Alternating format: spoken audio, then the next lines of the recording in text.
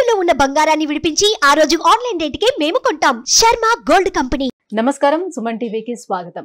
ఈ డిసెంబర్ మాసం ద్వాదశ రాశుల వారికి ఎలా ఉండబోతుంది, ఈ ద్వాదశ రాశుల్లో నవగ్రహాల సంచారం ఎలా ఉంది, ఎటువంటి ఫలితాలని ఈ రాశుల వారికి అందించబోతుంది, ఈ విషయాన్ని తెలియజేసేందుకు మనతో పాటు ఉన్నారు ప్రముఖ జ్యోతిష్య రత్న, జ్యోతిష్య చక్ర వైభవ నిపుణ డాక్టర్ రాళ్లపల్లి రవికుమార్ గారు.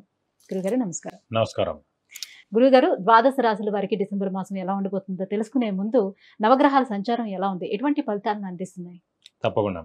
శరదిందు సమాకారే పరబ్రహ్మ స్వరూపిణి వాసరాపీఠ నిలయే సరస్వతి నమస్తుతే. సుమన్ టీవీ ప్రేక్షకులకి నమస్కారం.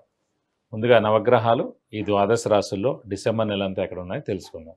రవి వృశ్చిక రాశిలో ఉంటారు, అలాగే బుధుడు కూడా వృశ్చిక రాశిలో ఉంటారు, శుక్రుడు మనకి మకర రాశిలో ఉంటారు, గురువు వృషభ రాశిలో ఉంటారు, శని స్వస్థానమైన మనకి కుంభరాశిలో ఉంటారు, అలాగే రాహు మీన రాశిలో ఉంటారు, కేతు మనకి కన్యా రాశిలో ఉంటారు. ఇంకా ఆఖరిగా మనం కొంచెం ముఖ్యంగా ఇంపార్టెంట్ చెప్పుకోవాల్సింది ఏంటంటే కుజుడు. సాధారణంగా కుజుడు 45 డేస్కి ఒక రాశి నుంచి ఇంకో రాశికి మారుతారండి. అనుకోకుండా మనకి 20 అక్టోబర్ నుంచి కుజుడు నీచ స్థానంలో కర్కాటకలో ఉన్నాడు. అది వక్రగతి అని మళ్ళీ స్ట్రైట్ కానీ అన్నీ కలిపి ఓవరాల్గా మనకి జనవరి 20 తారీఖు దాకా కుజుడు నీచలోనే ఉంటాడనమాట. సో కాబట్టి మనం జాగ్రత్తగా ఉండాలి. సో కుజుడు అసలు దేనికి కారకుడు కూడా ఒకసారి తెలుసుకుందాం. కుజుడు మామూలుగా ఈ ఎలక్ట్రికల్ ఏమన్నా కూడా ఎలక్ట్రికల్ కానివ్వండి, షార్ట్ సర్క్యూట్ కానివ్వండి, ఈ ఫైర్ క్రాకర్స్ కానీ, ఫైర్ ఏదైనా అంటుకోవడం కానీ, అలాగే సెక్యూరిటీ ల్యాబ్స్ అవ్వడం కానీ, సెక్యూరిటీ పరంగా ఏదైనా జరగడం కానీ, అలాగే బాంబు దాడి పడడం కానివ్వండి, అలాగే మనకి వెహికల్ యాక్సిడెంట్స్, ముఖ్యంగా వెహికల్ యాక్సిడెంట్స్ చాలామందికి అవుతూ ఉంటాయి, అది కానివ్వండి.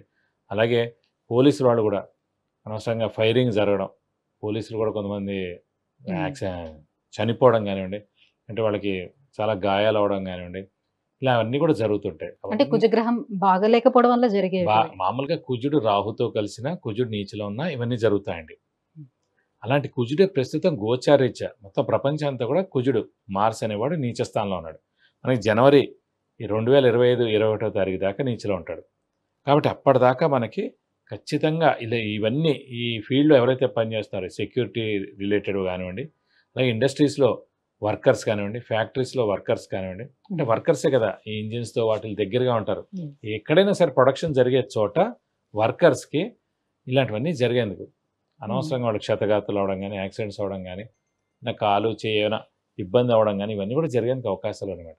కాబట్టి కుజుడు నీచలో మటుకు ఖచ్చితంగా మనకి జనవరి 2025 వరకు ఉంటుంది. కాబట్టి కర్కాటకంలో ఉన్నటువంటి ఈ కుజుడి ప్రభావం ఏ రాశుల మీద ఎక్కువగా ఉంటుంది? దాని ప్రభావం ఎక్కువగా మనకి కర్కాటక రాశి, మెయిన్గా సింహరాశి ప్లస్ మీన రాశి. ఎందుకంటే కర్కాటక రాశికి యోగకారకుడు అయ్యాడు, మనకి సింహరాశికి యోగకారకుడు అయ్యాడు, అలాగే మీన రాశికి యోగకారకుడు అయ్యాడు. కర్కాటక రాశి కంటే పంచమ దశమాధిపతి అయ్యాడు, సింహరాశి కంటే చతుర్థ భాగ్యాధిపతి అయ్యాడు, మీనానికంటే ద్వితీయ భాగ్యాధిపతి అయ్యాడు.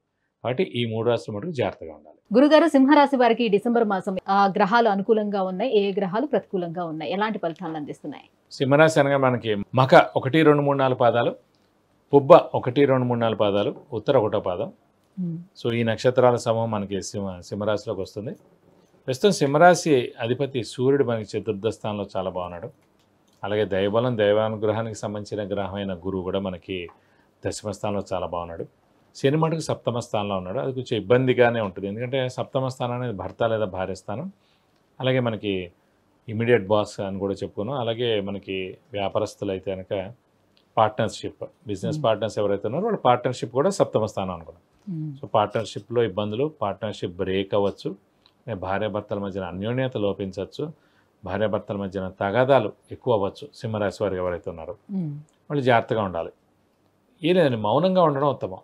ఎవరిదైతే సింహరాశి అవుతుందో వాళ్ళు మౌనంగా ఉండాలి, అవతల వాడు కాదు. వాడికి ఇబ్బంది ఉంటాయి, వాడికి సప్తమ స్థానంలో శని ఉంటాయి, అవతల వాళ్ళకి కాదు. కాబట్టి ఆ సింహరాశి వాళ్ళే మౌనంగా ఉండాలి. ఈ నెల్లాళ్ళు కూడా, అంటే నెల్లాళ్ళు ఏం కాదు, మనకి ఏప్రిల్ దాకా ఈ సప్తమంలో శని ఉంటాడు. కాబట్టి ఈ 4 నెలలు కొంచెం మౌనంగా ఉండడం ఉత్తమం. ఎందుకంటే ఇంట్లో అయితే భార్య, ఆఫీస్కి వెళ్తే ఇమీడియట్ బాస్, ఇద్దరితో కూడా ఇబ్బందులు ఉంది. కాబట్టి ఏది ఎటైనా కూడా ఇబ్బంది చాలా మేజర్గా ఉంటుంది. అటు ఉద్యోగం పోవచ్చు, ఇటు భార్యతో అయినా వియోగం, అంటే భార్యతో ప్రాబ్లమ్స్ రావచ్చు. ఇప్పుడు చాలా జాగ్రత్తగా ఉండాలి. దాని తోడుగా ఇప్పుడు సింహరాశి వారికి యోగకారకుడైనటువంటి కుజుడు నీచంలో కూడా ఉన్నాడు.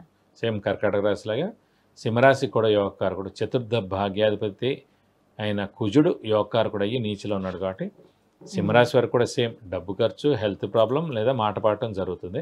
అలాగే కుజుడు యాక్సిడెంట్ కూడా కారకుడు కాబట్టి యాక్సిడెంట్ ప్రోన్ కూడా హారోస్కోపే ప్రస్తుతం మనకి సింహరాశి వాళ్ళందరూ కూడా. ఎందుకంటే యాక్సిడెంట్ అంటే అష్టమ స్థానంలో రాహు ఉన్నాడండి సింహరాశి వారికి.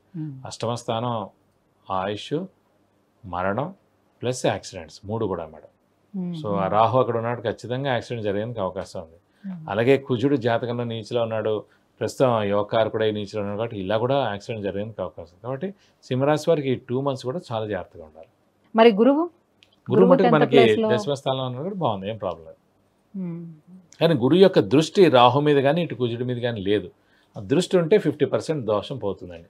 మన ఇండివిజువల్ జాతకమైనా గుర్తుపెట్టుకోండి, రాహు మీద కానీ, కేతు మీద కానీ, కుజుడి మీద కానీ, రవి మీద కానీ, రాహు మీద కానీ, ఎవరైనా రవి మీద కానీ, ఈ పాపగ్రహాల మీద ఎవరైనా సరే గురువు యొక్క దృష్టి పంచమ దృష్టి లేదంటే సప్తమ దృష్టి లేదంటే భాగ్య దృష్టి ఉంటే కనుక వాళ్ళ పాపం ఏమన్నా కూడా అన్నీ 50% తగ్గిపోతాయి. మ్యాక్సిమం కంట్రోల్లో ఉంటారు వాళ్ళు ఈ గురువు యొక్క వీక్షణ మన. ఫర్ ఎగ్జాంపుల్ ఒక పెద్ద గురువు గారు పీఠాధిపతి ఉన్నారండి, ఆయన ముందు చాలా జాగ్రత్తగా ఉంటారు ఎవరైనా సరే, ఎందుకంటే ఆయన ముందు మనం చాలా జాగ్రత్తగా ఉండాలి కాబట్టి. అలాగే గురుగ్రహం యొక్క దృష్టి కూడా అలాంటిది అన్నమాట. కాబట్టి ఆ దృష్టి కూడా ప్రస్తుతం గోచారంలో లేదు కుజుడి మీద కానీ రాహు మీద కానీ. కాబట్టి చాలా జాగ్రత్తగా ఉండాలి సింహరాశి వారు. ఆల్రెడీ వీళ్ళు ముక్కుసూటిగా ఉంటారు, స్ట్రైట్ ఫార్వర్డ్గా ఉంటారు. సో ఇంకా యుద్ధం పెరిగిపోతుంది, శత్రువులు ఎక్కువ, ఏడుపులు ఎక్కువ.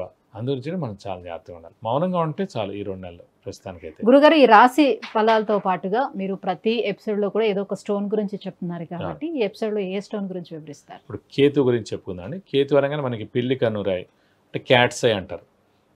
సో ఇది కూడా సాధారణంగా ఏంటంటే ఇది కేతు అనగానే మనకి విరక్తి, వైరాగ్య, మోక్షం ఈ 3 కారక గ్రహం కేతు అండి. చిన్న వయసులోనే కేతు దశ నడుస్తుంది అనుకోండి, వాళ్ళు కూడా విరక్తి, వైరాగ్యం, మోక్షంగా మాటలు వస్తాయి. చిన్న పిల్లలు ఏంటి ఇలా మాట్లాడుతున్నారు వీళ్ళు, అప్పుడే ఇంత విరక్తి ఏంటి జీవితం మీద అనుకుంటాం. సో వాళ్ళకి చూస్తే కేతు బాగాలేకపోవడం కానీ, కేతు దశ నడుస్తూ ఉండడం కానీ. అది కేతుది కూడా పిల్లి కన్నురాయి క్యాట్స్ ఐ కనుక మనం పెట్టుకుంటే సాధారణంగా పెట్టుకోకూడదండి. అది కూడా చాలా జాగ్రత్తగా చూసి బాగా మేజర్గా మెంటల్ స్టేచర్ బాగాలేకపోయినా, మెంటల్ డిసీజెస్ ఉన్నా, మెంటల్ డిసార్డర్స్ ఉన్నా వాళ్ళు కేతుది పెట్టుకోవాలి పిల్లి కన్నురాయి. లేదా ఆధ్యాత్మిక చింతన విపరీతంగా ఉంటుంది చూడండి, ఎవరికైతే ఆధ్యాత్మిక చింతన వైపు వెళ్ళాలన్నా, దైవబలం పెంచుకోవాలన్నా, అలాగే వాళ్ళ వయసు 50-60 అబవ్ ఉన్న వాళ్ళు పెట్టుకోవాలి. 30 years లోపల వాళ్ళు కానీ 40 years లోపల వాళ్ళు కానీ ఎవరు పెట్టుకోకూడదు. అమ్మాయిలు అయితే అస్సలు పెట్టుకోకూడదండి. పెట్టుకోవడం ద్వారా అంటే వాళ్ళ మైండ్ కూడా మారిపోతుంది, మనసు చంచలంగా అయిపోతుంది, వాళ్ళు ఎక్కడికైనా వెళ్ళిపోవాలనిపిస్తుంది కూడా అన్నమాట. అలా అనమాట. సో చాలామంది అదృశ్యం అయిపోతూ ఉంటారు, చాలామంది తప్పిపోతూ ఉంటారు, చాలామంది అపహరించేస్తూ ఉంటారు, చాలామందిని కిడ్నాపింగ్ చేస్తూ ఉంటారు. వాళ్ళందరినీ చూసుకుంటే కూడా కొద్దిమంది కేతు దశ నడుస్తున్న వాళ్ళు ఉంటారు, కేతు గ్రహం జాతకంలో బాలేని వాళ్ళు ఉంటారు, కొంతమంది పిల్లి కన్నురాయి అదే క్యాట్స్ అయి కూడా పెట్టుకునే వాళ్ళు ఉంటారు అందులో. కాబట్టి పిల్లి కన్నురాయి 99% ఎవరు పెట్టుకోకుండా ఉత్తమం. కొంతమంది ఏంటి అశ్విని, మఖ, మూల ఈ 3 నక్షత్రాల అధిపతి కేతు. సో ఈ నక్షత్రాల్లో పుట్టారు కాబట్టి జన్మ నక్షత్రం అదేంది కాబట్టి అది పెట్టేసుకోండి అంటారు. సో అది పెట్టుకోకూడదు, నేను చెప్పే కానీ ఇవన్నీ. సో అందుగురించి చాలా జాగ్రత్తగా పెట్టుకోవాలి. గురుగారు, వీళ్ళకి సంతాన ప్రయత్నాలు ఎంతవరకు ఫలిస్తాయి ఈ మాసంలో? ప్రస్తుతం సింహ రాశి వాళ్ళకి దశమ స్థానంలో గురువు బాగున్నాడు కాబట్టి గురువే సంతాన కారకుడు కాబట్టి ఇప్పుడు ప్రయత్నిస్తే కనుక తప్పకుండా సంతానం కలిగేందుకు అవకాశాలు 100% ఉన్నాయి. మరి యాక్సిడెంట్స్ అయ్యే అవకాశం ఎంతవరకు ఉంటుంది? యాక్సిడెంట్స్ అనేది ఖచ్చితంగా జరిగేందుకు అవకాశాలు ఎక్కువగా ఉన్నాయండి. అందుగురించి అంటే మనమే వెహికల్ నడపకుండా ఉండడం బెస్ట్. ఈ 2 నెలలు ఆటో ఎక్కడం లేదా బస్సు ఎక్కడం లేదా మెట్రో ఎక్కడం ఉత్తమోత్తమం. అయితే మనం వెనకాల కూర్చున్నా పర్వాలేదు. అంటే కేవలం మనం డ్రైవ్ చేయటం వల్లే జరుగుతుంది. మనం డ్రైవ్ చేయడం ద్వారా ఆ బండి మన పేరు మీద ఉన్న ద్వారా మనకి యాక్సిడెంట్ ఉంది కాబట్టి అవతలవాడు వెళ్ళైనా సరే వచ్చి మనల్ని గుద్దుతాడు, లేకపోతే మన అవతల వాడిని గుద్దుతాం.